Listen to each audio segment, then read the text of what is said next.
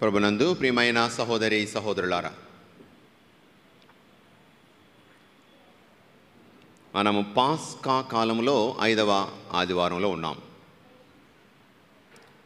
ఈ పాస్కా జీవితం, ఉత్థాన జీవితం మనం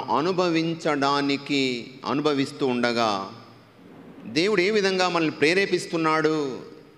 తనతో ఉండమని, తనలో ఉండమని, జీవం పొందమని, ఫలించమని, సమృద్ధిని పొందమని, జీవిత సాఫల్యాన్ని చవి చూడమని మనలందరినీ ఆహ్వానిస్తూ ఉన్నాడు.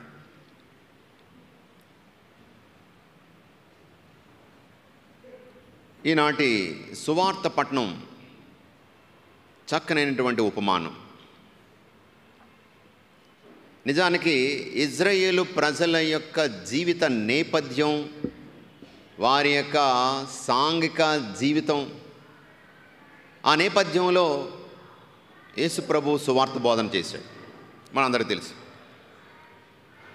వాళ్ళ అనుదిన జీవితంలో, దైనందిన జీవితంలో ఉన్నటువంటి అనేకమైన ఉదాహరణలు తీసుకొని ఉపమానాల ద్వారా యేసు బోధించాడు. నిజానికి ఇజ్రాయేలు ప్రజల యొక్క సాంఘిక నేపథ్యం ఏమిటి? వృత్తిపరంగా వాళ్ళు వ్యవసాయదారులు. కాబట్టి సంబంధమైనటువంటి పండుగలు వాళ్ళు ఎక్కువగా జరుపుకుంటారు. కాబట్టి యేసు కూడా వ్యవసాయదారులుగా వాళ్ళు చేసే వృత్తులను బట్టి తన ప్రసంగాలను, ఉపమానాలను ఉపయోగించాడు. మనం చూస్తాం, గోధుమ పంటలు పండిస్తారు వాళ్ళు ఎక్కువగా. ఇజ్రాయేల్ వెళ్తే ఇప్పుడు ఎకరాలు ఎకరాలు అలా దారి పొడిగిన కనపడుతూ ఉంటాయి. ద్రాక్ష తోటలు, కొన్ని ప్రాంతాల్లో ఖర్జూరం, మైళ్ళకు మైళ్ళు ఖర్జూరపు తోటలు కనబడుతుంటాయి దారి పొడుగున. అలాగే ఆలివ్ అంటే చిన్న చిన్న మనకి ఈతకాయలు ఉంటాయి చూసారా? ఈతకాయలు ఆ సైజులో ఉంటాయి అన్నమాట, గుత్తులుగా. లేకపోతే అశోక చెట్లు చూసారా? అశోక చెట్లు, అది పళ్ళు పండితే ఎలా ఉంటాయి? కాయలు పళ్ళు అలా ఉంటాయన్నమాట. కాయలు పళ్ళు అలా ఉంటాయన్నమాట. మేము ప్రయత్నం చేసాం. ఒలివ్ పళ్ళు అనగానే ఎర్రగా ఉన్నాయి, కొన్ని తీసుకొని పట్టుకొని శుభ్రంగా ఇలా నొక్కితే నూనె అదనమాట చేతిలో. సరే, ఈ విధంగా ఇక వారు గొర్రెల కాపర్లు, గొర్రెల మందలు. అబ్రహాం మొదలుకొని మనం చూస్తాం గొర్రెలు కాపర్. అబ్రహాం ఎందుకు? ఇంతకు ముందే ఇంకెవరు? కయీను. అక్కడి నుంచే మనం చూస్తాం. ప్రత్యేకించి అబ్రహాము లోతుల మధ్య వాళ్ళ మందలు, ఈ గొర్రెల మందలు అవన్నీ. కాబట్టి వాళ్ళు గొర్రెల కాపర్లు. ఈ ఉదాహరణలన్నీ కూడా యేసు ప్రభు పరలోక సందేశాన్ని, సువార్త సందేశాన్ని, దేవుని ప్రేమను, పరలోక రాజ్య సంగతులను తెలియజేయడానికి ఉపయోగించాడు. గోధుమలు, కలుపు మొక్కలు ఉదాహరణ సులువుగా వాళ్ళకి అర్థమవుతుంది ఆ భాషలో మాట్లాడితే. అందుకని యేసు ప్రభు చక్కని ఉపాధ్యాయుడు. From known to the unknown అంటారు. తెలిసిన విషయాలతో ప్రారంభించి తెలియని విషయాలను తెలియచేయడు. అది చక్కని బోధనా పద్ధతి. మోటివేషన్ అంటారు, ఉన్మీకీకరణ అంటారు అనమాట. మోటివేషనల్ మాస్టర్ గారికి తెలుసు, ప్రసాద్ మాస్టర్ గారికి బాగా తెలుసు. ఉన్మీకీకరణ, ఏదో తెలిసిన ఒక ఉదాహరణ తీసుకొని అక్కడి నుండి ప్రారంభించి తెలియని విషయాలు తెలియచేయడు. కాబట్టి అంత బాగా పరిచయమైన విషయాలు యేసు ప్రభు తీసుకునేవారు. విత్తువాడు ఒకడున్నాడు, విత్తనాలు చల్లుతున్నప్పుడు ఏం జరిగింది? రాతి నేల మీద ఈ విధంగా దారిలో రాళ్ల మీద కొన్ని పడి మంచి విత్తనాలు, కొన్ని విత్తనాలు అదిగో చక్కని సారవంతమైన నేల పడింది. ఒక ఉదాహరణ. అలాగే యేసు ప్రభు గొర్రెల మందలు మేపుతూ ఉండడం వాళ్ళకి తెలుసు. కాబట్టి నేను మంచి కాపరిని, నేను నా మేపే గొర్రె పిల్లలు అన్నాడు. ఎందుకంటే వాళ్ళకి తెలుసు ఇక్కడ కలుపులు తీయడం ఎలా తెలుసు, ఎలా పంటలు ఎలా పండించాలో తెలుసు. అలాగే గొర్రెలకి ఆ కాపరికి ఉన్న బంధం ఏమిటో తెలుసు, ఆ గొర్రెల అవసరాలు ఏమిటో తెలుసు, వాటి ఆకలి ఏంటో తెలుసు, వాటి దప్పికేంటో తెలుసు. కాబట్టి ఇదిగో యేసు ప్రభు నేను మంచి కాపరిని, నేను విత్తువాణ్ణి, వాక్యం అనే విత్తనాన్ని విత్తేటువంటి వాణ్ణి. అదిగో రకరకాల నేలల మీద పడుతుంది. హృదయం అనే నేలల మీద ఈ వాక్యం అనే విత్తనాన్ని వెదజల్లుతున్నప్పుడు పడుతుంది. దాన్ని స్పందించాలి, ఫలించాలి. అలాగే ఇవన్నీ కూడా మరొకటి, నేను గోధుమ గింజ భూమిలో నాటబడి ఉన్నంతవరకు నశించినప్పుడే అది తిరిగి జీవంతో లేస్తుంది అని తెలుసు. ఇవన్నీ కూడా యేసుకి అన్వయించుకున్నాడు. నేను సర్వేశ్వరుని గొర్రె పిల్లను. వీళ్ళు భోజనంలో గోధుమలు ఉపయోగిస్తారు, భోజనంలో ఏమిటి ఇంకా గొర్రెలు యొక్క మాంసం ఉపయోగిస్తారు. వాళ్ళు భోజనంలో ద్రాక్ష రసాన్ని ఉపయోగిస్తారు, ద్రాక్ష తోటల నుంచి. ఇవన్నీ తనకు అన్వయించుకున్నాడు. ఇదిగో గోధుమ గింజ నాటబడింది, మరణము తర్వాత సమాధిలో నాటబడింది, ఉత్థానమయ్యాడు గోధుమ గింజ. ఇదిగో సర్వేశ్వరుని గొర్రెపిల్ల సిలువలో చీల్చబడ్డాడు. దాన్నే మనము పీఠం మీద, ఇదిగో నా శరీరము, లోక పాపముల కొరకు పరిహరించడానికి వధించబడినటువంటి గొర్రెపిల్ల క్రీస్తు. ఇక ద్రాక్షారసము, ద్రాక్షవల్లి, ద్రాక్ష రెమ్మలు, దీన్ని తనకు అన్వయించుకుంటున్నాడు. నేను ఈనాటి సువార్త పట్టణానికి వద్దాం. ఈ నేపథ్యంలో నేను ద్రాక్షవల్లిని, మీరు రెమ్మలు. అందరికీ అర్థమైనటువంటి ఒక చక్కని ఉదాహరణ.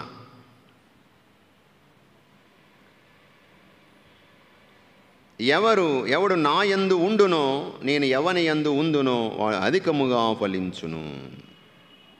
ప్రియమైన సహోదరులారా, ఈ ద్రాక్షవల్లి యేసు ప్రభు అంటి పెట్టుకున్నటువంటి రెమ్మలు మనందరమని. ఒక కొమ్మ చూడండి, ఆ చెట్టుకి మొదలుకి అంటుకొని ఉన్నంత వరకే అందులో జీవం ఉంటుంది. ఒక్కసారి విరిగిపోయిందా వాడిపోవడం ప్రారంభిస్తుంది, నెమ్మదిగా ఎండిపోతుంది. ఎండిపోయిన తర్వాత రాలిపోతుంది. మనం లాగేస్తాం కొన్ని. ఎందుకు పనికిరావు, ఎండిపోయి పనికిరావు, ఎండిపోయి తీసేస్తాం, మనమే లాగేస్తాం కిందకి. ప్రియమైన సహోదరులారా, అంటి పెట్టుకొని ఉన్నంత వరకే ఆ కొమ్మలో, ఆ రెమ్మలో, ఆ ఆకులో జీవం ఉంటుంది. అంటి పెట్టుకుని ఉన్నంత వరకే అక్కడ పువ్వులు, ఆ తర్వాత కాయలు, పళ్ళు. సాఫల్యం, సమృద్ధి, జీవ సమృద్ధి, జీవిత సాఫల్యం ఎప్పుడు ఉంటుంది? అంటి పెట్టుకొని ఉన్నప్పుడే. విరిగిపోతే వాడిపోతాం, ఎండిపోతాం, పొయ్యిలో వేసేస్తాం. ప్రభు చెప్తున్నాడు, నేను ద్రాక్షవల్లిని, మీరు రెమ్మలు. ఎవడు నాలో ఉంటాడో, ఎవరు నాతో ఉంటారో వారిలో జీవం ఉంటుంది. నాలో ఉన్న జీవము ఇదిగో మీలో ప్రవహిస్తుంది. ఒక చక్కని ఉదాహరణ, గర్భంతో ఉన్నటువంటి ఒక స్త్రీని చూసినప్పుడు ఆ తల్లి గర్భంలో శిశువుకి, ఆ తల్లికి ఏంటి సంబంధం? ఎలా సంబంధం ఉంటుంది? అంబిలికల్ కార్డ్ అంటారు, బొడ్డు తాడు అంటారు కదా. దానిలోంచి తల్లిలో ఉన్నటువంటి జీవం, ఆ యొక్క శక్తి, ఆ యొక్క రక్తము ఆ బిడ్డలోనికి ప్రవేశిస్తుంది. సంపూర్ణమైనటువంటి శిశువు అయినప్పుడు ప్రసవం తర్వాత దాన్ని కత్తిరిస్తారు. కొత్త జీవము, కొత్త జీవితము. ప్రియమైన సహోదరులారా, మనం కూడా ఇదిగో అటువంటి బంధము కలిగి ఉన్నప్పుడే దేవుని శక్తి, దేవుని జీవము మనలో ప్రవహిస్తుంది, ప్రవేశిస్తుంది. జీవ ప్రవాహము, streams of God's grace. Streams అంటే ఎలాగ? ప్రవాహము. దేవుని కృపా ప్రవాహము, దేవుని జీవ ప్రవాహము, నిత్య జీవ ప్రవాహము మనలో అణువణువున, మన శరీరములో, మన ఆత్మలో అది ప్రవహిస్తూనే ఉంటుంది. ఒకసారి కత్తిరించేసుకుంటే, కొన్నిసార్లు మనమే కత్తిరించేసుకుంటున్నాం, విరిచేసుకుంటున్నాం. మనమే విరిచేసుకున్నాం మన కొమ్మని, మన జీవితం అనే కొమ్మని, ఆ ప్రభువుతో ఉన్నటువంటి బంధం నుండి కొమ్మలు మనమే విరిచేసుకుంటున్నామేమో. ఆత్మ పరిశీలన చేసుకోవాలి. ఈరోజు ప్రభు ఒక గొప్ప సందేశాన్ని మనకు అందిస్తున్నాడు. నాలో ఉంటే మీరు నిలబడతారు, ఫలిస్తారు. విడిపోతే పడిపోతారు, వాడిపోతారు, ఎండిపోతారు.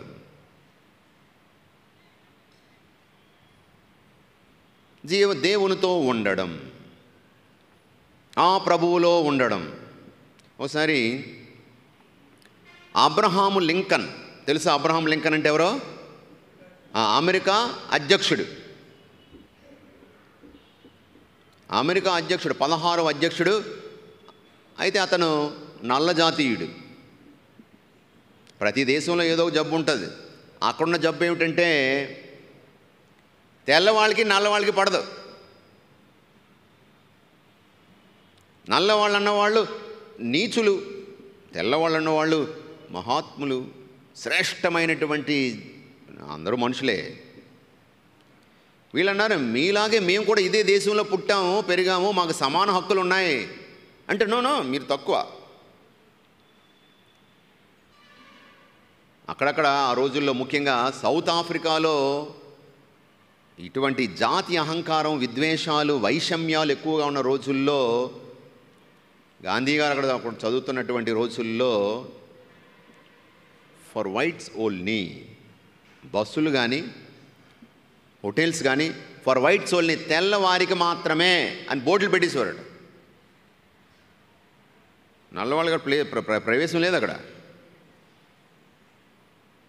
ఆ హోటల్లో మీరు డబ్బులు ఖర్చు ఎంతైతే అంత ఇస్తామన్నా సరే లేదు, మీకు హక్కు లేదు. ఇటువంటి వైషమ్యాలను ఎదుర్కొన్నాను గాంధీ. సరే, అమెరికాలో ఒక నల్ల జాతీయుడు అమెరికా అధ్యక్షుడు అయ్యాడు. అది ఎన్నో ప్రయత్నాలు, ఎన్నో అధిగమించుకుంటూ, ఎన్నో కష్టాలను ఎదుర్కొంటూ చివరికి అయిన తర్వాత ఎన్నో సమస్యలు, కావాలని సమస్యలు సృష్టించే వాళ్ళు ఉన్నారు. నల్లవాడు ఎలాగవుతాడు, అయిన తర్వాత ఎలా చేస్తాడో చూద్దాం, పరిపాలన ఎలా చేస్తాడో చూద్దాం అని లేనిపోని సమస్యలన్నీ, ఇబ్బందుల్ని క్రియేట్ చేస్తూ, సృష్టిస్తూ ఆ విధంగా ఇబ్బందులు పాలు చేసేవాడు. కానీ అబ్రహాం లింకన్ మాత్రం ఎప్పుడూ కూడా నిలకడగా ఉండేవాడు. ఈ విధంగా సమస్యలు ఎక్కువైపోతున్నాయి. ఏం చేయాలి? ప్రత్యామ్నాయ యుద్ధం, అంతర్యుద్ధాలు ప్రారంభమవుతున్నాయి. అప్పుడు ఒక సెక్రటరీ వచ్చాడు. Mister president, don't worry, God is with us అన్నాడు.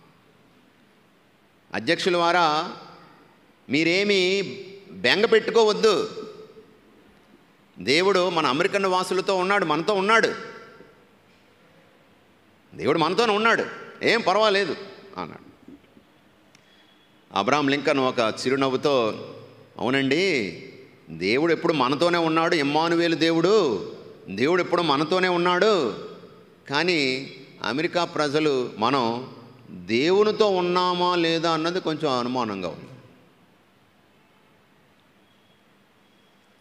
దేవుడు ఎప్పుడు మనతోనే ఉన్నాడు, కానీ మనం దేవునితో ఉన్నామా ఏమో. అందు గురించే కావచ్చు ఈ కష్టాలు, బాధలు. దేవుడు ఎప్పుడు నిలకడగా ఉన్నాడు, నాడు నేడు నిరంతరము ఒకేలాగా ఉన్నాడు. మారని దేవుడు మన దేవుడు. కింద వారం చక్కని మాట మనం నేర్చుకున్నాం. యేసు మారని దేవుడు, యేసు మడమ తిప్పని దేవుడు, యేసు మాట మార్చని దేవుడు, యేసు ఇదిగో ఇచ్చిన మాట నిలబెట్టుకునే దేవుడని. మొదటి నుంచి దేవుడు మనల్ని తనతో ఉండమనే కోరుతున్నాడు. తన ప్రేమలో ఉండమని కోరుతున్నాడు. ఆదామును సృష్టించాడు, ఉండమంటే దూరం అయిపోయారు పాపం చేసి. అలా దూరం అవుతూనే ఉన్నారు. మానవ జాతి దేవునికి దూరంగా దూరంగా ఇంకా దూరంగా వెళ్ళిపోతూనే ఉన్నారు, తప్పిపోతూనే ఉన్నారు. దేవుడు మాత్రం రండి, వెనక్కి రండి, మరలు రండి, మారు మనసు పొందండి, తిరిగి రండి, తిరిగి రండి అంటున్నాడు. ప్రవక్తలందరూ చెప్పిన మాటలదే. ఇశ్రాయేలు ప్రజలారా తిరిగి రండి, ఒక్కసారి గుర్తించండి, వెనక్కి చూడండి, ఎంతో దూరంగా వెళ్ళిపోయారో మీకు జీవం పోసిన దేవుడి నుండి. ప్రవక్తలందరూ కూడా ఇదే మాట, తిరిగి రండి, నేను సిద్ధంగా ఉన్నాను మిమ్ము స్వీకరించడానికి, ఆహ్వానించడానికి, తనతో ఉండడానికి. అతడి శిష్యులు పిలుచుకున్నాడు యేసు ప్రభు, తనతో ఉండడానికి. దారి తప్పిపోయిన వాళ్ళందరూ తిరిగి, దారి తప్పిపోయిన వారిని, తప్పిపోయిన దాన్ని వెదకి రక్షించడం కోసం వచ్చాడు.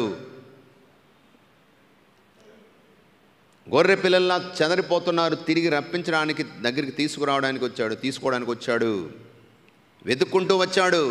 తిరిగి రండి అంటున్నాడు, తనతో ఉండమంటున్నాడు. మనతో ఉండే దేవుడితో మనల్ని ఉండమంటున్నాడు. ఉంటేనే మనం జీవం పొందుతాం. ఈరోజు ప్రియమైన సహోదరి సహోదరులారా, మరి నేను ఈరోజు అతనితో ఉన్నానా, అతనిలో ఉన్నానా, ఆత్మ పరిశీలన చేసుకోవాలి. రెండో విషయం చక్కనైన మాట,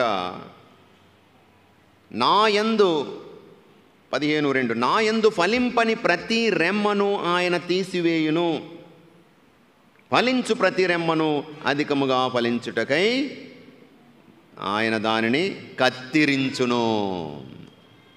కత్తిరించడం కూడా వాళ్ళకి తెలుసు, కత్తిరిస్తూ ఉంటాం. గులాబీ మొక్కలు ఉన్నాయా మీ ఇంట్లోను? గులాబీ మొక్కలు ఎప్పుడు చూసారా? గులాబీ మొక్క మంచి పూలు ఇస్తుంది, మంచిదే. అందులో కొన్ని కొమ్మలు నాలాగా కొంచెం పొడవుగా వెళ్ళిపోతుంటాయి, పూలు ఉండవు. కొమ్మలు అయితే పెద్దగా కనపడతాయి కానీ పూలు ఉండవు. ఏం చేస్తారా, ఇది ఎంత అనవసరంగా పెరగడమే కానీ పువ్వులు లేవని ఏం చేస్తారు, కత్తిరి తీసుకొచ్చి కత్తిరించారు. ఇంకా అలాగే కొన్నిసార్లు ఏదైనా పురుగు పట్టింది అనుకోండి కొమ్మలు, ఏం చేస్తాం, కత్తిరించేస్తాం.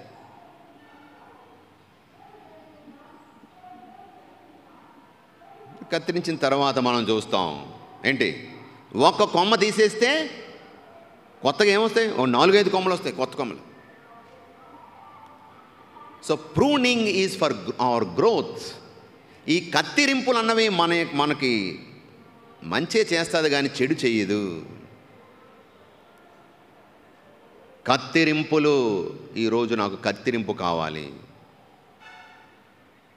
కొన్నిసార్లు నేను బాగానే ఉన్నాను అనుకుంటున్నాను కానీ జీవం పొందడం లేదు, జీవంతో ఉండడం లేదు.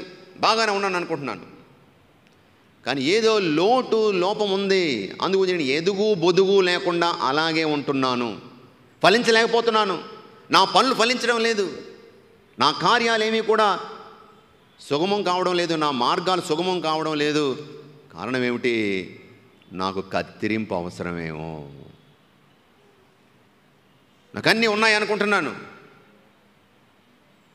కానీ అతనితో ఉండడం లేదేమో. అది ఒక కత్తిరింపు పడింది. సంసోనికి కత్తిరింపు పడింది. నా శక్తి అంతా నా బలమే, అదే నా గొప్పతనం అనుకున్నాడు. దేవుడు ఏం చేశాడు, గుడ్డివాణ్ణి చేశాడు. ఈ బలం నాది కాదు, అతనిది అని తెలుసు. కత్తిరింపు పడింది. ఈ బలము, ఈ శక్తి నాది కాదు, అతనిది తెలుసుకున్నాడు. అప్పటికే చాలా ఆలస్యం అయిపోయింది, గుడ్డివాడైపోయాడు. చిట్టచివరిసారిగా దేవుని శక్తిని కోరాడు. ఫిలిష్తీయుల్ని సమాధి చేసి వారితో పాటు తాను కూడా సమాధి అయిపోయాడు. ప్రియమైన సహోదరులారా, సౌలుడు ఉన్నాడు, నేను అనుకున్నదే కరెక్ట్, యోధ మతమే సత్యమతం, యావే దేవుడే దేవుడు, ఈ క్రీస్తు ఎవరు, యేసు ఎవరు, ఈ క్రైస్తవులు ఎవరు, ఈ పద్ధతి ఏమిటి, విధానం ఏమిటి, ఈ ఆచారాలు ఏమిటి, ఈ బోధ ఏమిటి, ఇది సరి అయింది కాదు, వాళ్ళందరినీ కూడా నాశనం చేసేయాలని కంకణబద్ధుడై గుర్రం మీద వెళ్తున్నాడు. అంటే విహరిస్తున్నాడు, స్వైర విహారం చేస్తున్నాడు. నేను అనుకున్నదే కరెక్ట్ అని. దేవుడు ఏం చేశాడు? కత్తిరింపిచ్చాడు, కింద పడదోశాడు. ఆకాశంలో ఉన్నవాడిని మట్టి కరిపించాడు, నేలకు పడదోసేశాడు, గుడ్డివాణ్ణి చేశాడు. అది ఒక కత్తిరింపు. సత్య దేవుని తెలుసుకున్నాడు, గుడ్డివాడైపోయాడు. ప్రభు ఎవరు? సౌలు ఇవన్న నేల హింసిస్తున్నావు. 2వ పట్టణం నేపథ్యంలోను తర్వాత మనం చూస్తే సౌలు నేల హింసిస్తున్నావు. ఎవరు ప్రభు నీవు హింసిస్తున్నా? యేసును నేనే. నా ప్రజలను హింసిస్తున్నావంటే నన్ను హింసించినట్లే. గుడ్డివాడైపోయాడు. ఆ తర్వాత జ్ఞానోదయం అయింది. కళ్ళు తెరిచినప్పటికీ కొత్త సృష్టిని చూస్తున్నాడు. ఇక జీవించేది నేను కాదు, క్రీస్తు నాలో జీవిస్తున్నాడు. నేను జీవించినా మరణించినా ఇక క్రీస్తు కోసమే. దెబ్బలు తిన్నాడు, కష్టాలు అనుభవించాడు, అవన్నీ కూడా సంతోషంగా భరించాడు. ఎందుకంటే కత్తిరింపు అనుభవించాడు కాబట్టి. ఏమిటా కత్తిరింపు? ఈరోజు నేను అనుకుంటాను, నాకు అది ఉంది ఇది ఉంది కాబట్టి నేనే చేసింది కరెక్ట్, నేను చేసిందంతా కరెక్ట్, నేను చెప్పిందే కరెక్ట్. ఒక అహంభావం కావచ్చు, ఒక నాకు డబ్బు ఉందని కావచ్చు, ఒక అధికారం ఉందని కావచ్చు, పదం ఉందని కావచ్చు. నేను చేసేది దేవుని యొక్క హృదయాన్ని అనుసరించి జరుగుతుందా అన్నది పట్టించుకోకుండా నేను జీవిస్తే మొట్టికాయలేస్తాడు, కత్తిరిస్తాడు, సవరిస్తాడు. సవరణకు అంగీకరించిన వాడే, కత్తిరింపుని అంగీకరించిన వాడే, ఒప్పుకున్నవాడే ఉంటాడు. ఆపరేషన్ అంటే ఏంటి? మనలో ఉన్నటువంటి హానికరమైన దాన్ని తీసి పక్కన పెట్టేయడం. మనలో హాని చేసేది, ఆరోగ్యాన్ని పాడు చేసేది ఏదైతే ఉందో దాన్ని జాగ్రత్తగా కత్తిరించి పక్కన పెడతారు. కత్తిరించకపోతే ఒళ్ళంతా విషమైపోద్ది. ఒళ్ళంతా విషమైపోతే చచ్చిపోతాం. ఏదో మనకి ఇదిగో 24 గంటలు అంటే అపెండిసైటిస్ని 24 గంటలు జబ్బు వచ్చిందంటారు. అంటే అపెండిసైటిస్ ఉండుకం అంటారు అన్నమాట తెలుగులో. ఉండుకం, అది అందులో ఏదైనా పదార్థం ప్రవేశి అందులోకి వెళ్ళిపోతే బయటికి రాకుండా ఉండిపోతే అది విషపూరితం అయిపోతుంది. అది పగిలిపోయిందా ఇంక కడుపు అంతా కూడా విషం అయిపోతుంది, చచ్చిపోతుంది. కాబట్టి అర్జెంటుగా తీసేయాలి దాన్ని. అది ఉంటే ప్రాణానికే ప్రమాదం. మరి ఈరోజు నాలో కత్తిరింపు, ఏ విషయంలో నాకు కత్తిరింపు కావాలి?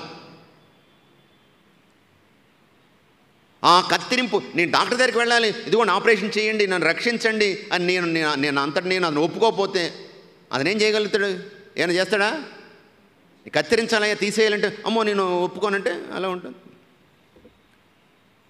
Those who allow themselves to be pruned alone will prosper. Those who allow themselves to be pruned alone will prosper. ఎవరైతే కత్తిరింపులను అంగీకరిస్తారో వారికే ఇదిగో సత్ఫలితాలు, సమృద్ధి, జీవము, జీవన సాఫల్యం. మరి ఈరోజు నేను ఆ ప్రభువులో ఉండాలని కోరుతున్నాడు. ఉండిన వారికే, అందులో ఉన్న వారికే జీవమని. నేను ఫలించాలంటే నేను కత్తిరింపులను అంగీకరించాలి. ఇక మూడవది ఆ ప్రభు చెప్తున్నాడు, నా యందు ఫలించని ప్రతి రెమ్మను ఆయన తీసివేయును.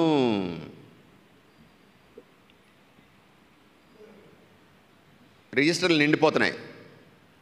చాలా చోట్ల చూస్తే, కొన్ని విచారణలు చూస్తే పాత రిజిస్టర్లో అవన్నీ కబ్బోర్డులు నిండిపోయి ఉంటాయి. ఏంటి అంటే జ్ఞానస్నానాల రిజిస్టర్లు, బ్యాప్టిజం రిజిస్టర్స్. మనుషులేరి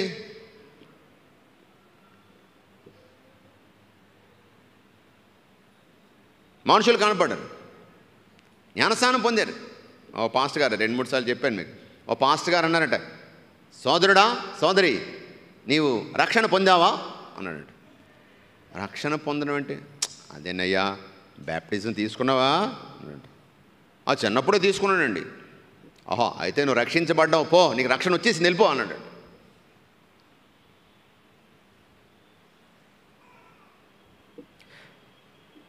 నా యందు ఫలించని ప్రతి రెమ్మను ఆయన తీసివేయును. అందులోనే ఉన్నది ఆ రెమ్మ, కానీ ఫలించడం లేదు, తీసేస్తాడు. ఆయనలోనే ఉన్నాం కానీ ఎటువంటి ఫలితం లేదు, ఎటువంటి ఫలం లేదు.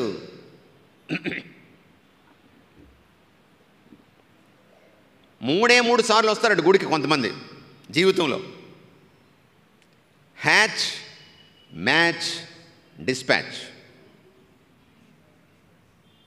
అంటే హ్యాచింగ్ అంటే ఏంటి? పుట్టినప్పుడు. హ్యాచింగ్ అంటే పిల్లలు పొదగడం హ్యాచింగ్ అంటారంటే పుట్టినప్పుడు జ్ఞాన స్నానానికి వస్తారట. మ్యాచ్ అంటే క్రికెట్ మ్యాచా? పెళ్ళి. ఇది ఈ వేలు కాదు, ఇది ఈ వేలు.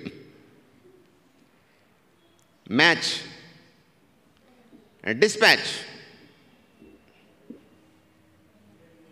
తోడేయడమే, మోసుకుపోతాం. ఎప్పుడు? చనిపోయినప్పుడు. ఈ 3 సార్లు దేవాలయానికి వస్తారంట. 3 సార్లే వస్తారు.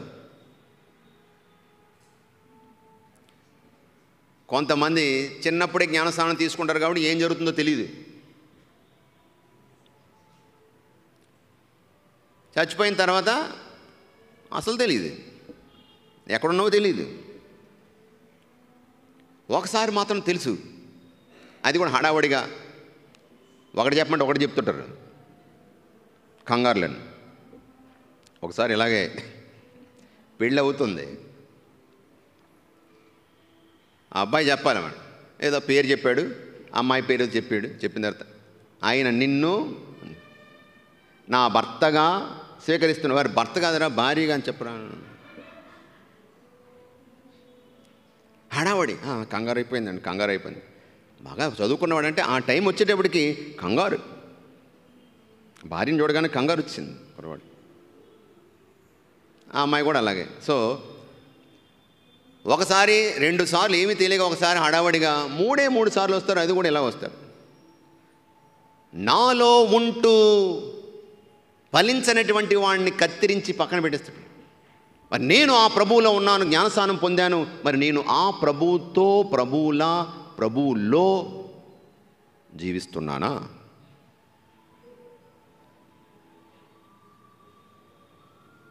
ఫలించేలాగా చేస్తానన్నాడు. అడుగుతున్నాడు. మరొక విషయం చెప్తున్నాడు ప్రభు.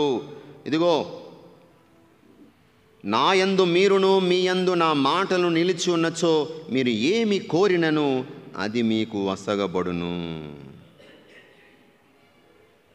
ఆ ప్రభువులో ఉంటే మనకిస్తాడు, ఆ ప్రభువు మాట వింటే మనకిస్తాడు. అతని మాట వినం, కానీ అతను అడిగింది మనం చెయ్యం, కానీ నేను అడిగింది వాళ్ళు ఇవ్వాలి. చూడండి, పిల్లలు కొంతమంది తల్లిదండ్రుల మాట వినరు. వాళ్ళు అడిగింది ఇవ్వలేదు, నేను అడిగింది ఇవ్వలేదు, మీరు ఎందుకని కన్నారు? అడిగింది ఇవ్వలేదు మాత్రం ఆ మాత్రం ఎందుకు కన్నారు?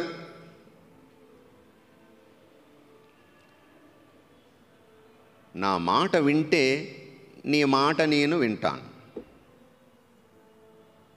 నేను చెప్పింది చేస్తే నువ్వు అడిగింది నేను ఇస్తాను. నా మాట నువ్వు విధేయిస్తే నీ ఏం కోరినా నేను ఇస్తాను, నీకు అడిగిందల్లా నేను ఇస్తాను. నేను చెప్పినట్టు వినలేదు నువ్వు, మరి ఎలా అడుగుతాను? పరలోక ప్రార్థన అదే. ఇగో ప్రార్థన గురించి మీరు ఏం అడిగినా ఇస్తానంటున్నాడు.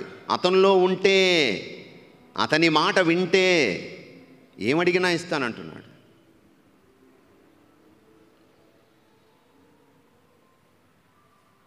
అదిగో పరలోక ప్రార్థనలో నీ రాజ్యం వచ్చిన కాక, నీ చిత్తం కాక, నేను చెప్పినట్టు మాత్రం నేను చేయను, కానీ ప్రార్థన మాత్రం చేస్తాను. ప్రార్థన అంటే ఏంది? ప్రార్థన అంటే దేవుని ఇష్టాన్ని చెయ్యడం. అది ప్రార్థన. మాటలు చెప్పడం కాదు, మాటలు యొక్క అర్థాన్ని జీవించడం, అది ప్రార్థన. మాటల అర్థాన్ని జీవించడం, అదే ప్రార్థన. ప్రార్థన అనగానే పరలోక ప్రార్థన, పరలోకమందున మా యొక్క తండ్రి, అది కాదు. నీ చిత్తము నెరవేరాలని మనము జీవించినప్పుడు, నెరవేర్చినప్పుడు ఆ ప్రభువు యొక్క మన యొక్క జీవితంలో ఆ ప్రభు చిత్తం నెరవేరాలని కోరుకోవడం కాదు, ఆ ప్రభు చిత్త ప్రకారంగా మనం జీవించినప్పుడు మీరు ఏమి కోరినా అది నేను మీకు ఇస్తాను. అవి ఎక్కడ కోరుతాం? రెండవ భాగం, నానాటికి కావాల్సిన మాను మాకు నేటికి ఇవ్వండి. మరి నేను అతనిలో ఉంటున్నానా? అతని కత్తిరింపులకు నేను సిద్ధంగా ఉన్నానా? అతనిలో ఉంటూ నేను జీవము కలిగి ఉన్నానా? అతని చిత్త ప్రకారం నేను జీవిస్తున్నానా? జీవిస్తే నేను ఆ విధంగా ఉంటే నేను ఫలిస్తాను. మరి దానికి తగిన విధమైనటువంటి ఆశీర్వాదాలను కోరుకుంటూ ప్రార్థన చేసుకుందాం. కృపగల దేవ, కరుణగల తండ్రి, జీవమునిచ్చే దేవుడవు నీవు. మీ కుమారుని మంచి ద్రాక్షావల్లి మేము రెమ్మలు, నువ్వు వ్యవసాయం అని చెప్తూ ఉన్నాడు. దేవా, ప్రభువులో ఉన్నప్పుడే మాకు జీవము, జీవితము, సమృద్ధి. నీ కృపా ప్రవాహము, నీ కరుణ ప్రవాహము, నీ జీవ ప్రవాహము మాలో ప్రవహిస్తూ ఉంది. తన వాక్కు, తన శరీర రక్తాలను మేము స్వీకరిస్తూ ఉన్నప్పుడు, ప్రభువా, అతనితో మేము అంటి పెట్టుకొని ఉన్నప్పుడు, నీ చిత్తమును నెరవేర్చినప్పుడు మేము నీలో ఉంటున్నాము, నీతో ఉంటున్నాము. ప్రభు, ఎల్లప్పుడూ నువ్వు మాతో ఉండే దేవుడు, కానీ మేమే మా కొమ్మలను, రెమ్మలను మేమే విరిచేసుకుంటున్నాం. పాపం అనేటువంటి ఆ యొక్క కత్తితో నరికేసుకుంటున్నాం. మన బంధాన్ని విడదీసుకుంటున్నాం, కత్తిరించేస్తున్నాం, చెడగొట్టుకుంటున్నాం. ప్రభువా, మమ్ము క్షమించండి. మీలో ఉండి, మీలో నుండి జీవం పొందేటువంటి అనుగ్రహాన్ని ప్రసాదించండి. ప్రభువా, కత్తిరింపు కావాలి ప్రభువా, అభివృద్ధి కావాలంటే, ఎదుగుదల కావాలంటే కత్తిరింపు అవసరమని గుర్తు చేశావు. దేవా, మా జీవితంలో ఏది అనారోగ్యకరంగా ఉందో, ఏ విషయంలో మేము జబ్బుపడి ఉన్నామో, ఏ విషయంలో మేము ఎదగలేకపోతున్నామో ప్రభువా, నీకే తెలుసు ప్రభువా. ఈరోజు మమ్మల్ని మేము మీ హస్తాల్లో సమర్పిస్తున్నాము. దేవా, మమ్మ తాకండి ప్రభువా, కత్తిరించండి ప్రభువా, సరిచేయండి ప్రభువా, జీవము పొందులాగున మమ్మ దీవించి ఆశీర్వదించండి ప్రభువా.